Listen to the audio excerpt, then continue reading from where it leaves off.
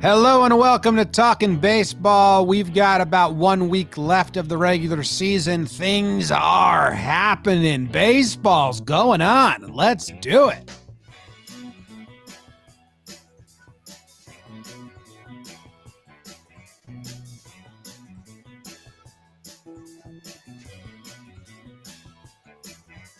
Hello and welcome to Talkin' Baseball. My name is Jimmy. I got Jake with me. I got BBD behind the dish.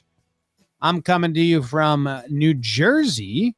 Jake's coming to you from Manhattan, and BBD's coming from New Jersey. We're in Roosevelt's. Jake's at Roosevelt Studio South. I'm in Roosevelt Studio Mid-Atlantic headquarters. And that's that. BBD, what's your Roosevelt Studios name? Jake gave it a name on Wake and Jake today, but the name he gave it also didn't pay us money to be named that, so Okay. I don't know if we should say it. One of Plouf's old sponsors. Oh, Magnum Condoms? Yeah, Trojan. I had Trojan for BBD. Oh, okay, cool. Yeah, so still quarantining. I got in the car, drove out of the city, and I'm now quarantining on the bottom floor of my parents' place in New Jersey so I can get some fresh air and some sunshine. I feel great. I feel better. So that's good. Jake, update on your health? We'll find out. Still waiting for it, but I don't know. I'm okay. Had some symptoms. Could be generic, tired and sick. Could be the Rones. We're still getting our results back, but we're playing it safe, quarantining until the MLB playoffs. We started the same day the players did. Just a blind coincidence, not actually planned in any way. But it was cool though. We did text each other, and it was like, "Oh, cool." Yeah, it was almost like, okay, confirmed that we're doing the right thing. So serendipitous. Yeah, man, I'm doing all right. I the Wake and Jake song, Noodle on my left, Jess on my right, was very real this morning. It was actual. So, living it out again. And yeah, man, just funny. We put in some work, get the office, and this is the second time we've had to abandon ship. Which man, everyone, we will be able to look back at 2020 one day and have a couple laughs about it. As of now and through November, don't expect it, but hopefully next year. And hey, at least the sports world is still incredible, especially the baseball. Jim, the baseball. Yeah, I know. I slept for most of Thursday, Friday, and Saturday, so I didn't get to watch a lot last night. I was keeping up with some stuff, but I'm very excited to hear about the games that you present because I don't know what happened. I'm very excited to look at the standings and see how they shuffled. I know that the National League has some more going on for it. Some people are out. It's very good. Should we just get going? I think so. I have the East Coast, right? Looks like it. All right, here we go. This is what happened in the Eastern region. Here we go. Philadelphia and Toronto teamed up for a 4-game set doubleheader to start it off, and Philly wins big. Led Zeppelin goes complete game shutout with 9 Ks. Harper goes boom. Philly won the second half of the doubleheader as well by 1 run this time. Harper double-tied it in the 6th, bomb single for the lead. Philly wins game 3, 3-1. Velasquez outduels Ryu. Blue Jays, what the hell? You've lost a lot now. Then they win game 4. Taijuan Walker was good. Teoscar hit another home run. Toronto salvages the set. They don't get swept by the Phillies, but Phillies take 3 out of 4 from Toronto. Good for them. The Nationals and the Marlins squared off for 5 games, including doubleheader and a doubleheader. So 4 7-inning games. Eric Fetty's best start of the year, Jake, in the game 1. And then Sixto's worst start of his career in game 1. In game 2, Brian Anderson had 7 RBIs for the Fish. So the Fish split the first doubleheader.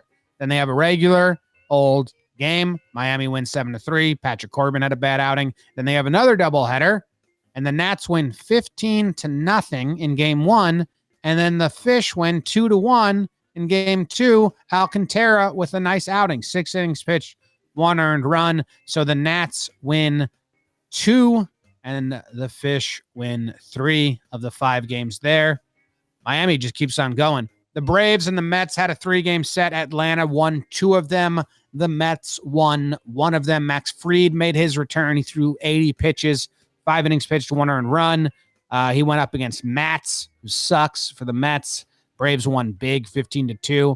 The Mets win the middle game 7-2. Ian Anderson and Shane Green gave up 7 combined for the Braves.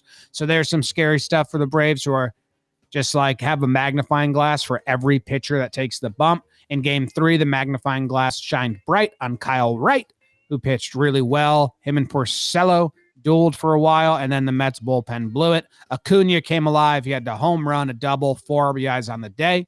Yankees and Boston had a 3-game set. Yankees won the first 2. They lost the third. Gary Sanchez gets alive. He saves the day in game 1. In game 2, Jay Happ tossed 8 scoreless while striking out 9. He's been really good his last 6 starts. And in game 3, Sox rookie Tanner Houck dazzles. 6 innings pitched, only 1 hit for Tanner Houck.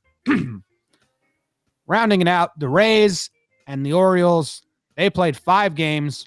The Rays won the first 4. They could not get the sweep. In game 1, it was B. Smell and D. Cream, and they both only allowed 1 run, and the Rays took the lead late. In game 2, Adames hit a 3-run home run. In game 3, Glasnow struck out 10 over 5 innings, only allowing 1 earned run. That's pretty crazy. And in game 4, Charlie Morton did his thing. But Baltimore doesn't get 5 games swept because Means struck out 12 over 5.1 innings. So many strikeouts. Tampa Bay wins 4 out of 5, though. That's it. That's what you've got in the East Coast. We got not too much movement. You know, the Yankees are very solidly the 2nd seed in the AL East right now. They are a 4-game set coming up against Toronto, and Toronto is 4 games back. So that's like in punching distance, but the Yankees are pretty solid 2nd place. Rays are very solid 1st place in the American League. And then in the National League, Braves are still solid 1st place. They're 3 games ahead of Miami, and Philly has jumped up to be part of the mix there. They have the wild card. The Phillies are currently the 7 seed in the playoffs. Miami and Atlanta are pretty solid in the playoff picture. Nice stuff, Jim. Yeah, the big series by the Phillies. They face the limping Blue Jays, and you talk kind of game story, but how a series plays out. And Toronto blows that 2nd game of the doubleheader, which gives Philly 2 wins in a day, really gets them back on track, and it kind of keeps Toronto spiraling, keeps Philly safe for now. But man, is it we've now got 1, 2, 3, 4 teams that are either 500 or a half game above, between the Phillies, the Reds, the Brewers, and the Giants. So that's some good chaos. Atlanta, got to be happy to see Max Fried back and twirling it. And the Rays get back on track. It's the Orioles, but the Rays had been in a little bit of a fog for a little bit, winning those 4 in a row. And then, John Means dropping Dick at the end. But, the Rays, this was good for them to get the ship back on track. The Braves, Jake, Max Fried is back. Kyle Wright had a really good start, coming off of a 6 innings pitched, 3 earned run start. We have some Braves fans in the patron chat. Jesus, we have some Braves fans in the patron chat. I still don't know what their pitching path to victory is. Fried obviously he gets a start. Is Anderson getting a start? Is Wright getting a start? Is Hamels getting a start? Who's getting the starts for the Braves? I believe right now it's Fried, obviously the 1, and then the 2 I would believe is Anderson. From everything I know, Braves fans, feel free to correct me. But he's got the body of work and is built up at this point. And then that would leave game 3 as the all hands on deck, where you see where Hamels is at. You can have Kyle Wright available that can give you some length options, but I'd assume that's what it's looking like. And man, whoever it is, they're stumble into a tough playoff series, whether it's because, well, I guess they can still get the 2 seed. So I don't know, man. I mean, the Cubs in Atlanta are currently tied for the 2 and the 3. And again, the 3 seed is going to play the 6, which is going to be the second best team in the Central. So that's looking like St. Louis or Cincinnati, who both right now it's Braves, St. Louis. both those teams could pitch a little bit. Does Milwaukee get in the mix? Or if Atlanta can jump up to the 2 seed, then you're looking at the first wild card, which again could be a plethora of teams. So interested to see how that sorts out. Yeah, I mean, if you're the Braves, the number one thing is you have Max Fried back. He's having one of the best years of any pitcher, and you're confident with that going into game 1. Yeah. The game 1's good. In the American League, Toronto has the wild card. No one's coming for them. It's just a seeding thing, and I think they're going to be the 8 seed. It looks like it. The bottom fell out a little bit. They do, they get a win on the last day. They're hosting the Yanks in Buffalo. So, I mean, in theory, they can do some damage. Those are 2 teams heading in opposite directions. But yeah, it looks like if things stay the course, which you'd have to assume at this point, Toronto would be the 8 seed, which honestly, I think if we are being full honest with the rosters, Toronto is really the only weak link in the AL. The other team you could give an argument would be Houston, but they're still Houston, and they've actually got a couple guys turning it on. So I think that 1 seed in the East is going to be pretty important. I think the A's are incredibly scary right now. Oakland? Yeah. Yeah. But I mean, hey, playing 3 against Houston, you're going to see Greinke, and you've got a lot of guys that do have playoff experience. I was adding the A's to that list of Toronto as the least scary playoff team. Right. Then Houston, then the A's for me. Oh, okay. Wow. Yeah, I don't know. I think their body of work still speaks pretty well, and having to go to Oakland for a 3-gamer. Yeah. I was talking like deep chances. Yeah. No, I was saying it as like just first round. If we had to rank the teams 1 through 8, I mean, Toronto is if there were tiers, Toronto is its own tier in the AL. So I think that first seed might be kind of important. And right now it's Tampa Bay, a half game up on the White Sox. Yeah. Tampa's scary. Glasnow struck out 10 over 5. When he's right, I mean, you saw it that one Yankee start. When he's right, there's almost nothing you can do. It's like wait it out. But he also has his days where he's not right, so you can hope for that. Yeah, I'm kind of interested. If I'm the White Sox, it sounds dumb, but I think you really want that 1 seed because I think you like your chances against Toronto a lot better than Cleveland. Yeah, or you want the 3 seed so you can play Houston. I mean, Cleveland is the scariest of the bottom 3 seeds. Well, we know Oakland's punting to face yes. Houston/Seattle. So yeah. All right, you want to do the Central? Let's do it, Poppy. I will start it off, and then I will pass it to you, young Jake. Here we go. St. Louis and Pittsburgh, they played 5 games against each other. Started on Thursday when Pittsburgh won 5-1. Steven Brault with a complete game, 2-hit, 1 earned run outing. How about that, Steven Brault? Then they go to a doubleheader. Trevor Williams lets in 5 earned runs in game 1. St. Louis wins 6-5. In game 2, Jake, I do not know if you saw this. The Pittsburgh Pirates were up, and then they allowed a 6-run 6th inning, and the rally went as follows. Walk, catcher's interference, walk, sac fly, fielder's choice throwing error, home run. Yeah. And St. Louis won the second game of the doubleheader. Just embarrassingly bad performance by Pittsburgh in that sixth inning. And in game 4 of the set, St. Louis had a 5-run seventh inning rally that included 2 walks, 2 hit by pitches, 2 singles, and a double.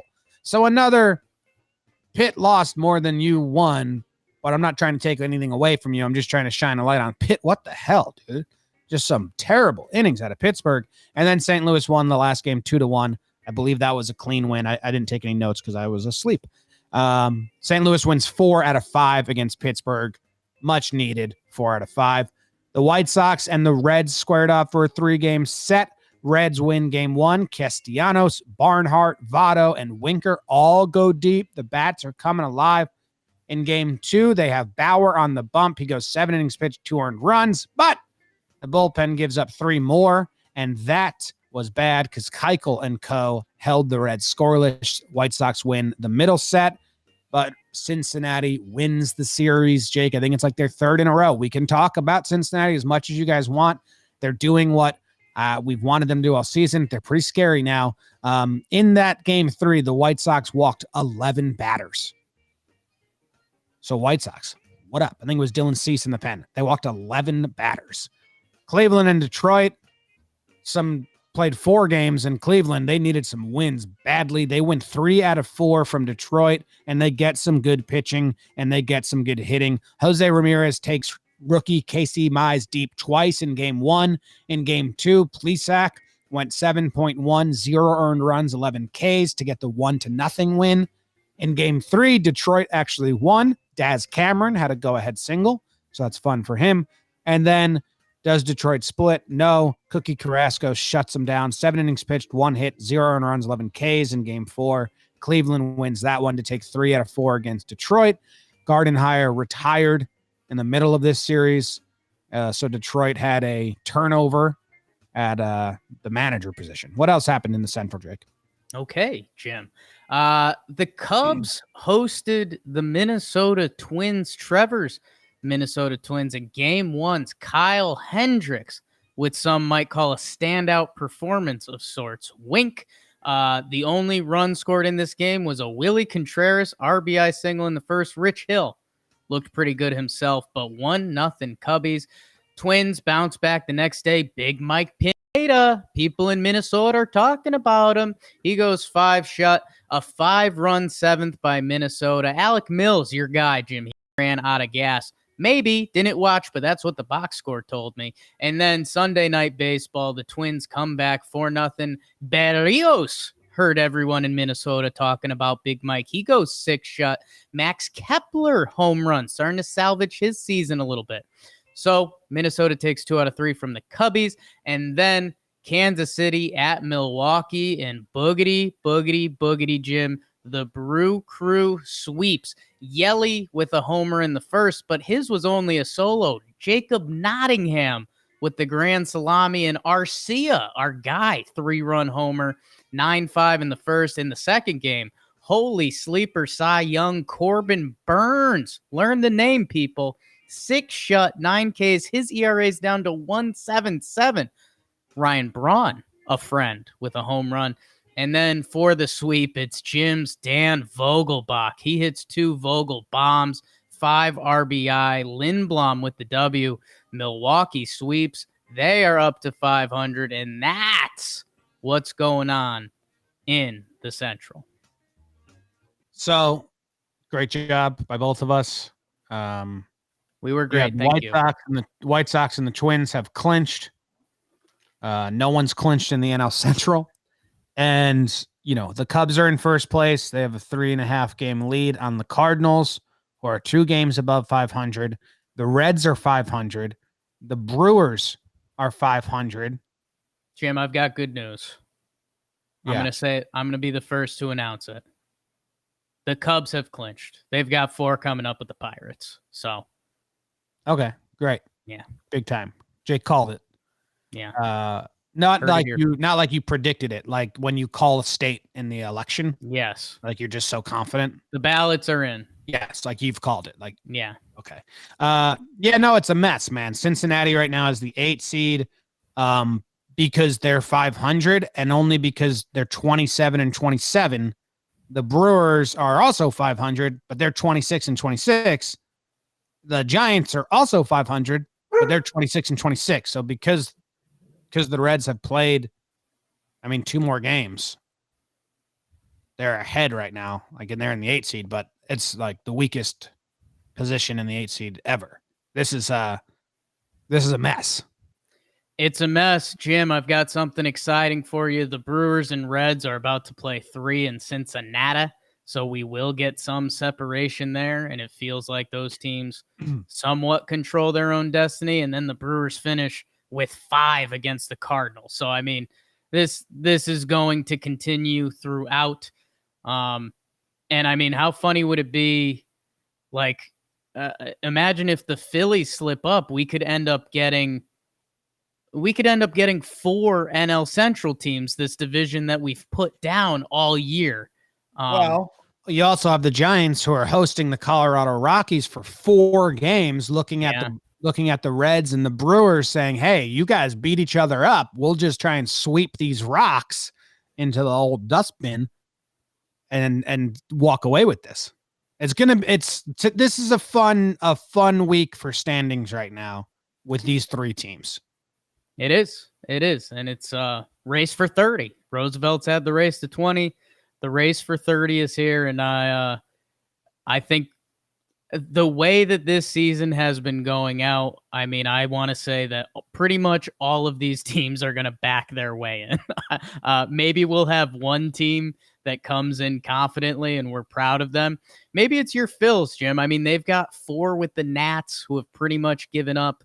But then they finish with 3 at the Rays. So it depends what the Rays are putting out. It's going to be a mess. We will, next episode on Friday, we'll still be playing out literally every scenario.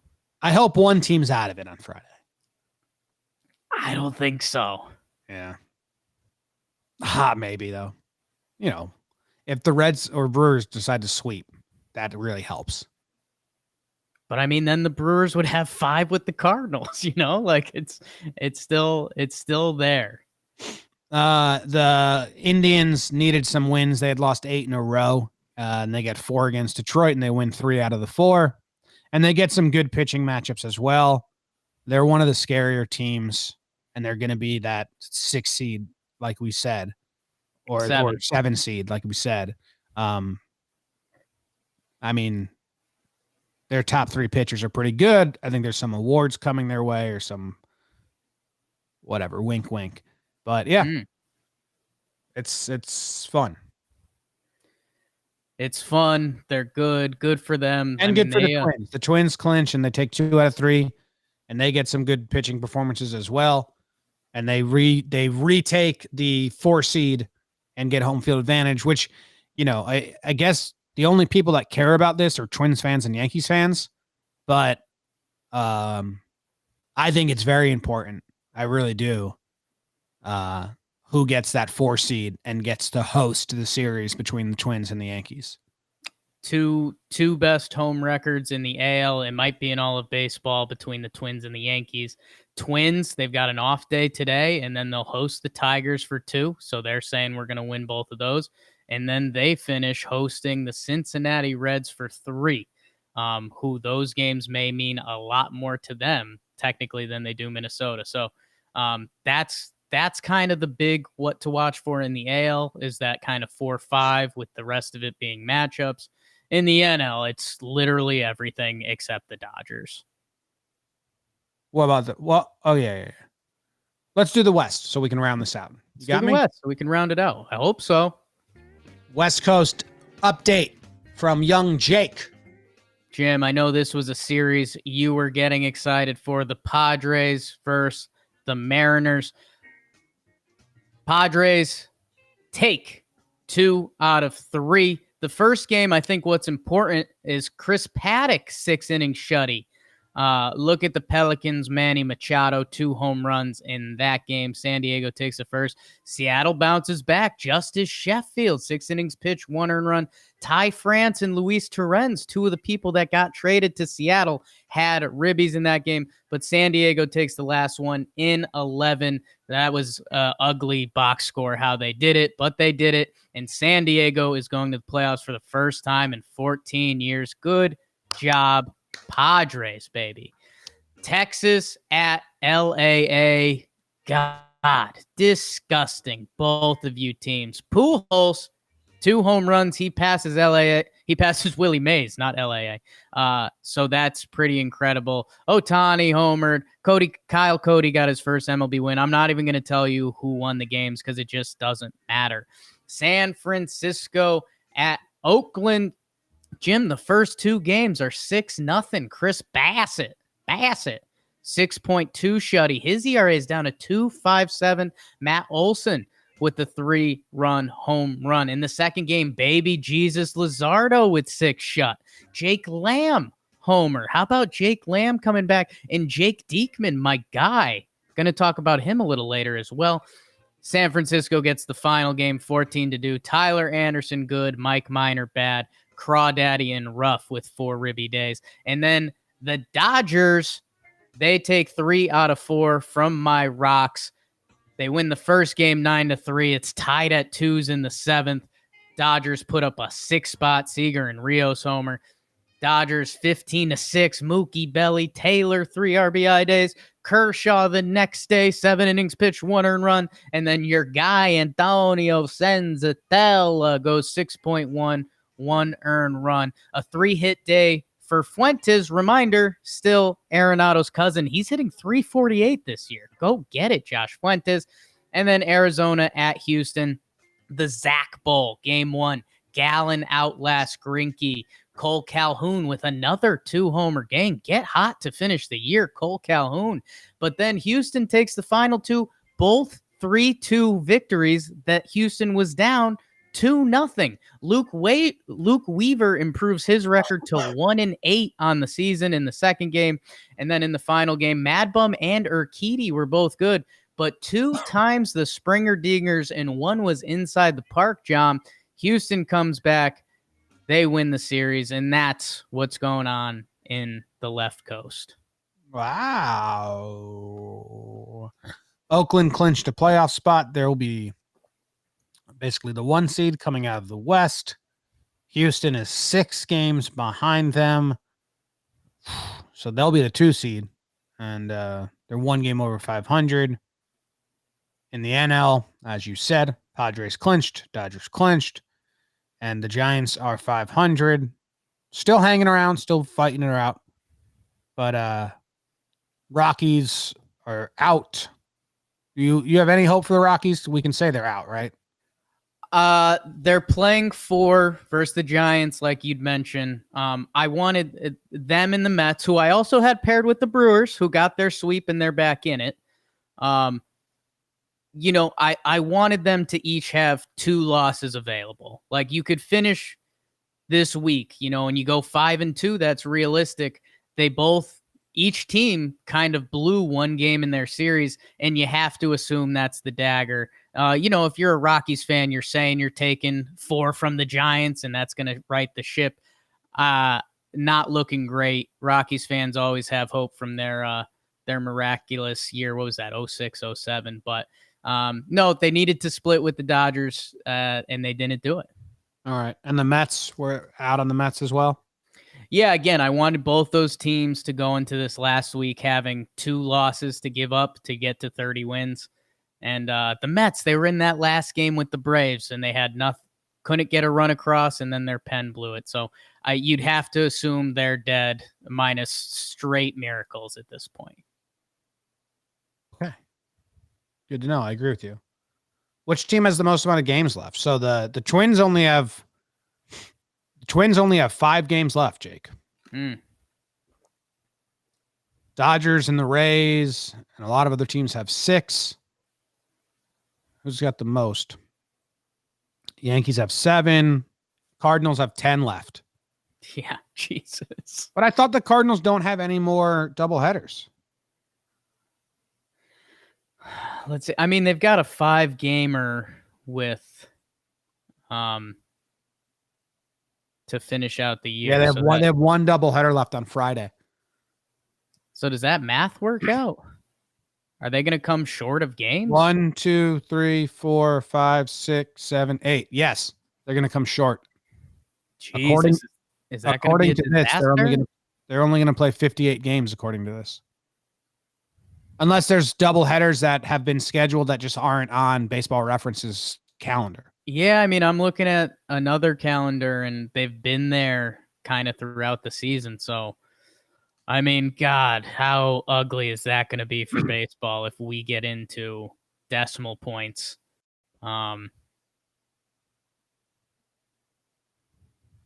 Yikes. So, I mean, the Nationals, we don't care about them.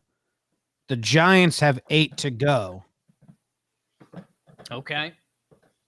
I just want to see everyone. Are the Giants going to get 60 in? Yeah, the Giants have 60 on their schedule. So that's kind of wild for the Cardinals. And again, think about this NL Central we've been talking about. How loud is our guy Trevor Bauer going to get if the Cardinals get in by percentage points and they had 2 games left or whatever? I mean, holy smokes. Yeah. I'm trying to think about like what would the math be that would like where it'd be like, holy shit, but I'm not smart enough to do it. What's going on in my head, and again, not a math pod, but it would be, either the Cardinals in theory could lose both of those games, or the Cardinals in theory could win both of those games. Yeah, those are the options. Right. Or split. That would be the other. Yeah, they lose one and win one. Right. Mm-hmm. Wow. Anything else you want to do? I mean, I can't even focus too much on the wild card and all that because we've kind of given it enough attention. But good for the Reds. They're winning. They're still in a race here because that whole crew. I mean, and the Phillies are 1 game above 500 in the sets. It's just again a lot of political stuff. It's too close to call. Milwaukee. Not the Cubs, though. Milwaukee, we thought they were that game they blew, we thought that could possibly knock them out. They're back to 500. Giants, you keep fighting. So, yeah, and I think the only other thing to note, Houston, I don't want to say get back on track, but they're above 500. And, dude, George Springer, who had a tough go of it for a while, his numbers are starting to get back into George Springer category, and he might be, I don't want to say the most overlooked. I did this last playoff year. But again, you say Altuve, Correa, and some of the other names before you say Springer, and he's got the World Series MVP. His OPS is back up to 875, and for a while he was down in the dumps. So that's big for them. Good job. I think he's in Fuego coming up. Ooh, teaser. Well, let's move on to the awards and the standouts and all of that. But before that, I got to talk to you about football. Week 2 of football is in the books, and now it's time to review the tape and get ready for week 3. There is no better place to get in on all of the action than with DraftKings Sportsbook, America's top-rated sportsbook app. To add to the excitement of week 3, DraftKings Sportsbook is bringing back their can't-miss offer. If you haven't tried DraftKings Sportsbook yet, head to the App Store now because you don't want to miss this. DraftKings Sportsbook is giving all new users the chance to turn $1 into $100 when they bet on any team. That's right. You can place a $1 bet on any team, and if that team wins, you cash a cool Benjamin. How could you pass up on that? Don't worry if football isn't for you. DraftKings is giving all of you MMA fans the same great offer to use for this weekend's UFC 253. DraftKings is safe, reliable, and secure, making it easy for you to deposit and withdraw your money at your convenience. Download the top-rated DraftKings Sportsbook app now and use promo code JOMBOY when you sign up to get this can't-miss offer. Pick any team during week 3, bet $1 on them, and win $100 if they win. That's $1 to win $100 when you use promo code JOMBOY during sign-up for a limited time only at DraftKings Sportsbook. Must be 21 or older, New Jersey only. Eligibility restrictions apply. See DraftKings.com/sportsbook for details. Gambling problem? Call 1-800-GAMBLER. Standout performances. Standout performance. Jake, I got a guy. Yes. I got a guy. It's a Cinderella story. It's not Cinderella story, but it's a cool story. It's Cookie Carrasco. Yes. There's a lot of good pitching performances this weekend. There was a lot to choose from, so I had to try and find a storyline I liked a little different. Carrasco's been dominant. I mean, this start, he struck out 11 guys in 7 innings, and he only allowed 1 hit. It's going against the Tigers, so it's a younger team. But he had 5 1-2-3 innings. He struck out 11. He's got a 1.41 ERA in their last 5 starts. I don't think people think of him as those numbers. You know, like I don't think anyone thinks of him as bad or subpar or even just slightly average. But like that's really good. And it's part of a pitching threesome with Plesac and Bieber that is scary. So he's my standout today. What he's been doing is awesome. You know, like I wanted to do Hap because I feel like people definitely don't think of Hap as being good. And Hap's last 5 games have been good, but they haven't been that good. Cookie's got him beat. Yeah. And, you know, they desperately needed to turn it around, the Indians. They got a lot of good pitching, and he's part of that goodness. So I want to give him some love, give the Indians pitching some more love, even though they get so much already. That's a good outing from Cookie. Carrasco had he had 1 or 2 crazy years there that were piggybacked, but everything around it was a little inconsistent. And then, I mean, he had cancer and now he's back and he looks really good again. And yeah, I mean, you'd assume he's their game 3 guy, and a guy you can trust. Plus they'll have other arms to go with him, but, Carrasco's hot and yeah, man, I mean, when he's right, he's disgusting. He's a guy that has a couple legit years out there. And yeah, I mean, the 7 seed that nobody wants to see, your Cleveland Indians, Jose Ramirez getting hot. But yeah, I mean, it's all about that pitching, and those guys can take a series from you and you don't have an option. Yeah. Yeah. So who's your standout? My standout performance, Jim, is a guy who I think might have gotten one this year early on. It's Kyle Hendricks, Jim. He goes 8 innings, 10 Ks, shutout against the Minnesota Twins, who have been crushing it and bopping around in games that mattered. Again, the Twins are fighting with the Yankees for that. The Cubs are fighting for the 2nd seed in the NL. Hendricks comes out 8 shutty. Jim, his season on the year, his ERA is down to 2.93. His career ERA is 3.13. He leads the NL in innings pitched this year, with 73.2, which with that Cubs bullpen is kind of huge. He's got the lowest walks per 9 in Major League Baseball. ERA plus is 151. And the guy needs to get more love. You know, I've been tasting Darvish all year. His velo is up. He looks disgusting. Kyle Hendricks, if the Cubs do stuff this year, he's going to be a massive part of the story. Because guess what, Jim? He also has a 2.98 career playoff ERA in 51.1 innings. The dude is disgusting. He doesn't get discussed enough because the stuff isn't necessarily pitch ninja all the time, but Hendricks is awesome. He shuts down one of the best lineups heading into the postseason. He's had an amazing year. Yeah. I like him, the professor. Yeah, big time. That's his first game with double-digit strikeouts this season. Get it going. And it's his 3rd time completing the 8th inning. I mean, His last 3 starts, 8 innings pitched, 1 earned run, 7.2, and 1 out away from completing the 8th inning. 2 earned runs, 8 innings pitched, 0 earned runs. I mean, his month of September must be so stupid when you combine it. 1.2 ERA, 4 starts. Crazy. The whip is under 0. I mean, and one of the best pitchers in baseball. Yeah. 7 and 4 are the Cubs in his starts. Come on, Cubs. What's that?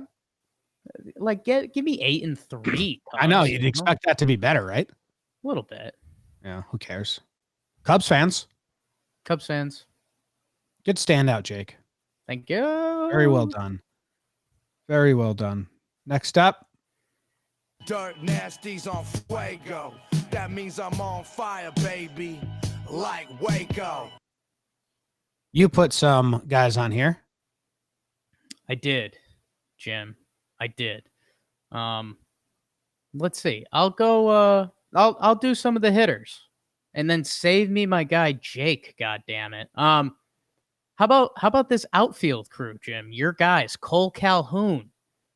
He had his revenge series against Anaheim the series before. He kept it going. He's got 6 homers in his last 6 games. That's a 1.7. Speaking of 1.7 OPSs, Jose Ramirez. I just left the crew of outfielders, went to Jose Ramirez. He's short, he's stocky, he hits. I like him a lot. Back to the outfielders. George Springer, 8-game hitting streak. You like that? 5 homers in 8 games. Again, one of those was inside the park. But Springer is getting going, and it's a good time for him to get going. He sets the tone for that Houston team. And then Bryce Harper, Jimmy's homer draft theft against Toronto. He's got it going. He had the multi-homer day last week. Harper season. A little outfield crew there, Jim. Yep. Cole Calhoun's hit 6 home runs in his last 6 games. Is that good? Yes. Yeah. It's very good. Hap's been good. I told you about that. Plesac and Carrasco. You want to talk about your dude, Jake? Before you talk about your dude, Jake. Yeah. Most RBIs on the weekend, Brian Anderson. Yeah. Most triples is a 13-way tie between, I'm just joking, I'm not going to list 13 names. And most doubles goes to Ass Crabs. So there you go. Your weekend. Yeah. Brian Anderson, I left him out of the rising sunrises in the East conversation. And that was on me. He's solid. I think the other guys have bigger star potential, but Brian Anderson's doing it. Jim, we go through, the box scores and try to get the stories of these games. I clicked on one and I saw Jake Diekman, the nasty lefty for the Oakland A's. And his ERA was 0. And I was like, is that, did he miss some time? What's going on here? Jim, I clicked in 18.1 innings pitched. And I know this is all on the JOMBOY radar. No earned runs, no run runs. There's not like a error loophole or any funny business. When Jake Diekman has been on the mound, the Oakland A's have not let in a run. So tough first name, and he's battled through that for his whole life. But Jake Diekman, holy smokes. Yeah, I think he's got 1 inherited runner has scored out of 3. So only 1 opposing player has crossed home plate while he's on the mound in 18.1 innings.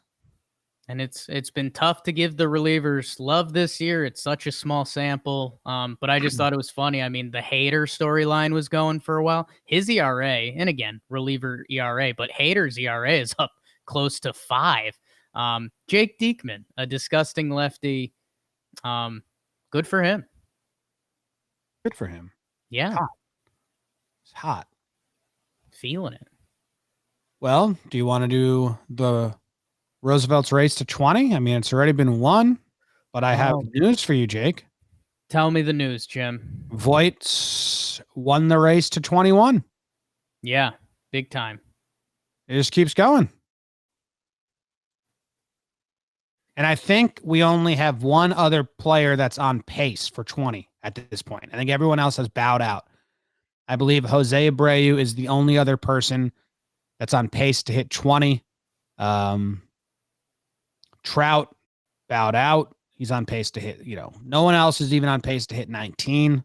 The next highest is Teoscar Hernandez, who's on pace to hit 18 and a half. But thank God Voit did it. But he's already at 21. Abreu's on pace to hit 20. He's at 18. Kudos to Vegas. Good line. It's going to be tough. Free money. Yeah, we'll see if Jose Abreu gets there. It'd be cool to have another one up there. Or, someone would have to go full nut job, which is how Luke Voit got there against the Blue Jays last week. And hey, we try not to over taste our Yankees on here because we are Yankee fans. Man, Luke Voit this weekend felt like he had a mass series, and his stats were still really good. He got the one late homer to add to it. But Luke Voit's fun. If you get a chance, watch him. He's got a little Sosa hop when he catches one. Lost a little water weight this year. Like Luke Voit. Yep. Jose Abreu. Get to 20, kid. Who are they playing? What's the White Sox sketch?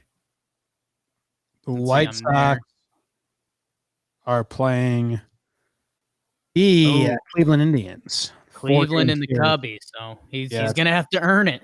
I mean, Abreu's stats on the season are pretty good. He's got a 335 batting average. In the MVP race. Yeah. I mean, Voigt's ain't bad. He's got a 286 with a 348 on base percentage. They both have a 650 slugging. That was really fun. I know we have one more update with the Race to 20 and brought to you by Roosevelt's and JOMBOY Media, RSVLTS. They also sponsor our studios. They got tons of fun shirts. Jake's wearing them right now. Hambino. That was cool to see how many people were in it, how many people faded, how many people surged to the top. I don't think at any point we were like Voigt's going to be the guy until a week away. No. Like he kind of came out of nowhere where, Tatis he's at 15 still. Tatis was it was cool to watch that progress and to do the updates twice a week. So I'm really glad we did that with Roosevelt's. It'd be cool to do one of those like speed charts that you get lost in on Twitter where it's like, oh, home run leader, and here's Tatis, and there's Luke Voit. Yeah. Yeah. Okay. Cool.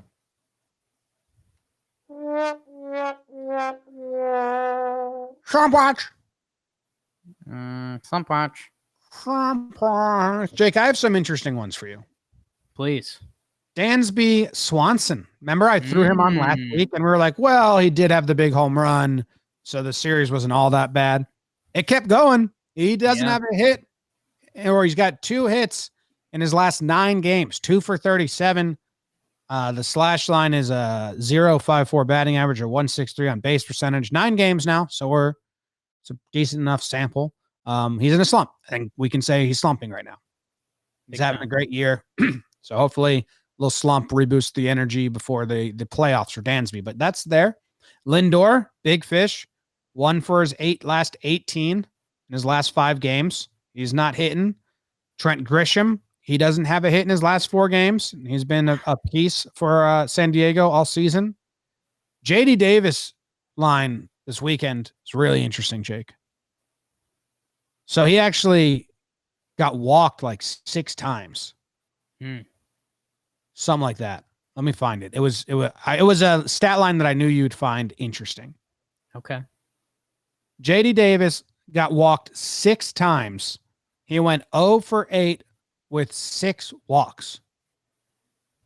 Why are they walking JD Davis so much? Like, he doesn't demand that. Yeah, I'm a big JD Davis guy. I think he's got a lot of pulse type hits for the Mets this year. Again, there's zero analytics in there. It's just liking a guy and feeling like he's important part of the Mets lineup. But yeah, that seems a little off. He got walked 4 times in the Fried game. Interesting. So I don't know if that's a slump. He was hitless, but he had 6 walks. Could have used them. Yeah. Did I put anyone else on here? I know you had some. You have the rest. Who do you got? Yeah, I was kind of clicking through the slumpers to see if there was anything, to see if I could find a little theme or just some big fish or what. I had a couple big boys pop up and I had a couple young guys pop up. Everyone was 1 for 15. So the 1 for 15 gang, a couple big boppers in the AL Central, Miguel Sano and Carlos Santana. 1 for 15. Those teams will want to get those guys going before the playoff action. And then a couple young bloods, Vlad Jr. and Kyle Lewis, going for that Rookie of the Year, also both went for 1 for 15. So that's my 1 for 15 crew. The 1 for 15 crew. I like it. I was going to look up pitchers that have slumped in their last couple outings just to throw them on here. But instead, I ran into, like, this isn't Slump Watch anymore. Like, Dinelson Lamet has struck out double-digit guys in his last 3 starts. Yeah. And hasn't given up more than 1 earned run a game. He's got 0.87 ERA in his last 3 starts. And then the other guy, I was looking for slumping pitchers, but the numbers that jumped out on me, the other guy is Bassett for the A's. Yeah. He's got a 0.46 ERA in his last 3 starts. He's given up 1 earned run in basically 20 innings. So not Slump Watch, but we didn't really give those guys credit, and they clearly deserve to be known as hot as fuck pitchers right now on the West Coast. And now we've done it, so get off our back about it. Okay, we did it. I didn't know if Lamet pitch this series? I know Bassett did. Lamet pitched last night, I believe. Okay. I believe 20. They went into extras with Seattle. Right. Nelson. He was getting a lot of calls. Like, there was like a strikeout of Kyle Lewis where the Padres announcers are like, what the hell? Kind of funny when the Padres announcers are good. On your side. Who got mad? Do you have anyone that got mad? Who got mad? I'm trying to think. Ron Gardner retired. He's been mad for his career. Yeah. Kind of interesting retirement. Let me just check the ejections list real quick. Tori Lovello got ejected. Brian Goodwin, the center fielder for the Reds, got ejected by Mike Estabrook. Sure. Yo, I was checking out the ejections. I don't think Joe West has ejected anyone this season, which would be besides Rizzo. I mean, he threw out the GM, yeah. Yeah, but his crew, I was Googling his crew and I don't think that they've, because it's him and Hearn, what I can't think. I was shocked. I was like, whoa, the crew hasn't ejected a player or coach. They've only ejected the GM. Kind of odd. How about it? Yeah. I think Hernandez has. Angel Hernandez ejected 1 person, Phil Nevin. It's crazy. All right, we got awards, Jake. Awards. I actually don't have one. I'm going to have to make one up on the spot. So you can go first. Do you have one? Yeah, my award, and I wrote it down and I know the concept, but I'm fully forgetting how I got there. But my award is the dance fighting award, Jim. Oh. The dance fighting. And it goes to Eric Kratz and Todd Frazier.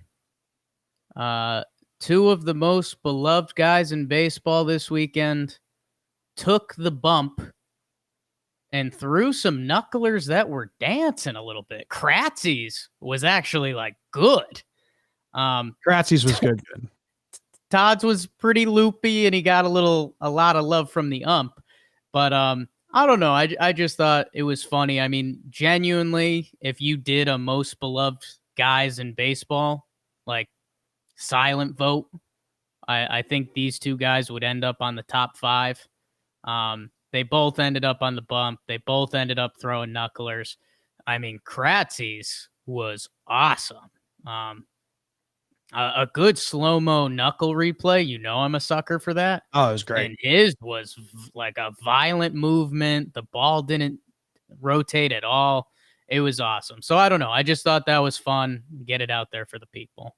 Todd liked I did a little breakdown of him. He was like, yo, dude, when's the video coming out? When's the video coming out? I was like, all right, I'll make one. And then he said, masterpiece. Love you, brother. I was like, well, what was the other pitch you were throwing? Because the catcher was calling 1, 2, and 3. And 3 was a knuckleball.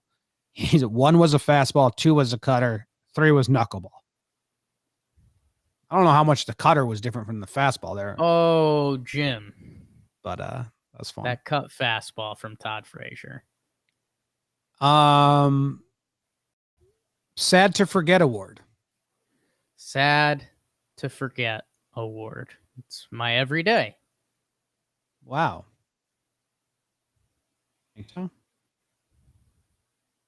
Do you have any guesses? Sad to Forget award. I mean, it's right there. I know you've been planning this one for the last 30 seconds or so, so I don't know. Lance Lynn. He's not like in the running for the AL Cy Young. He's not going to be in the playoffs. No one cares about his starts anymore. And it's kind of sad because the dude's still got a 2.5 ERA on the season. And you just throw your hands up and say, what's it all for? Yeah. It's a shame Lance Lynn didn't get traded and go bring that bravado and that big mound of man to games that matter. I was looking at his numbers, it's got a 2.5 ERA. Threw another good 7 innings, 3 earned run yesterday or 2 days ago. It's for nothing, man. Yeah. It's bullshit. It's wasting. Beautiful Lance Lynn starts. Would have been nice if Major League Baseball let the teams know that the playoffs were going to be played every day. Because I think you pointed out first, Lance Lynn would be somewhere right now, pitching games that matters and being a big hunk of sex, and it'd be awesome. We'd be talking about him, every other episode. But now we ain't. Okay. That was my award. Sad that we're forgetting about him. Sad to forget. You want to do the wheel real quick? Yeah, we got wheel time. Nope. It's the Angels. We're not doing the Angels. No way. Playoff bound teams only. It fucking landed on the Angels again. Jeez. What does the wheel know that we don't about the Angels? Now it says the Reds. Okay. The Reds. You know what I need to know if we're in an elevator with a Reds fan? Yeah. Has Sonny Gray turned it back around? I don't Bauer think pitched well, so. but lost. No, Sonny needs a good start. Because now that you're actually in the playoff picture, is Sonny hurt? He hasn't pitched since the 10th. Yeah, he was on the IL. When's he coming back? I'm not sure. I feel like Sonny. Whoa. Strained back out for the rest of the year? Is that right? I'm seeing they haven't necessarily ruled him out, but he's maybe out for the year. Ooh. Okay. So you'd like him back. Yeah. Wow. Hey, shout out to Joey Votto. He's had some. Oh my God. He's had some ups and downs this year. His OPS is at 813. The on base is 355. Jim, the one that I don't know if. Oh no. Oh no. It's happening. Fucking stop. How is this happening? How do I turn off calls? Now I kind of want to call you, if I'm being honest. Oh, dude. Jim, I've got a stat line for you. Yeah. 239 batting average, 290 slugging, and a 360 on base. Shogo Akiyama is getting on base, but everything else is horrible. Is that like Hicks? No, I mean, Hicks has power. Shogo's got 0 home runs. Nice. That's pretty wild. So that is pretty wild. Nick Senzel is back. I think that can stretch out their lineup a little bit if he's right. Votto just broke the Reds all-time walk record. I saw that. Reminder by Huge. Jose Abreu MVP in the chat. Jake, what are they doing? Like, I have more questions for Reds fans now that I'm interested in them. Like, Yes. Lorenzen's started, and he's, like, throwing. He threw 93 pitches. Yeah. Like, is he a starter now? What's going on? So he made the start for Sonny Gray. And hey, yeah, he might end up be. I know he had that 5 innings pitch, 1 earned run. I'm not sure of the other start, but yeah, I think, hey, he had that horrible start. His ERA is down to 4.45, so he's getting better. Sonny Gray will return to rotation on Tuesday against the Brewers. That's huge. So watch that. Yeah. God, Bauer's ERA is at 1.8. That's crazy. Luis Castillo's been really good. I mean, yeah. Castillo's been, his last 3 starts have been really good. it's And you can do his last like 7 games, 2.3 ERA. Archie Bradley's been good since he came over. I mean, it's going to be, are they getting in? And then if they do, I mean, there's just a ton of matchups that you'd like them in. Their hitting has struggled all year. And I think they're finally starting to do a little better. They've got the lowest batting average in the National League. So I don't know. I'm assuming for Reds fans, but it's got to be one of those feelings where they're like, hey, if our bats can figure it out just a little bit, we might be dangerous. Yeah. They're a couple losses out of the playoffs still, though. I know. And that's that Cardinals thing has me freaked out. Some funny's got to happen there because crazy. That all just that has Twitter fiasco written all over it. Thank you guys very much for tuning in. Appreciate you as always. We'll be back with Trevor's Tidbits, with voicemails, pregame shows every single day around 12:30. Jake sucks. Goodbye.